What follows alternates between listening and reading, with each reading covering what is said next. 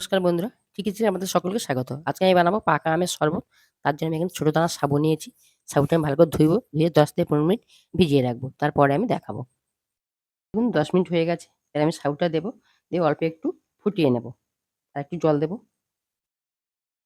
দেখুন সাবুটা আমার হয়ে গেছে। আমি এর চেয়ে বেশি ফোটাবো না। আমি একটা ছ্যাঁকনা নিয়েছি। এর মধ্যে ঢালবো।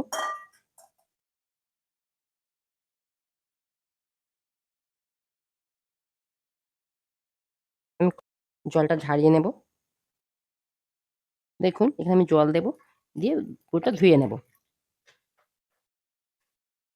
ধুয়ে জল ঝারিয়ে নেবো। দেখুন কড়াতে আমি দুধ দিয়েছি। এখানে আমি দেবো অল্প পরিমাণ চিনি। মিষ্টিটা নিজের উপর নির্ভর করবে। আমি ৩ গ্লাস করব, ৩ চামচ চিনি দেবো। এবার আমি দেবো জল ঝরানো সাবু। দেখুন দুধটা আমার রেডি হয়ে গেছে। এবার আমি গ্যাসটা বন্ধ করব। দুধটা ঠান্ডা করব। হালকা যখন গরম থাকবে তখন আমি আম পেস্ট করে নিয়েছি। এর সাথে আমটা আমি মিক্সড করে নেব। এটা ঠান্ডা হয়ে গেছে। এর মধ্যে আমি আমটা মিশিয়ে দেব।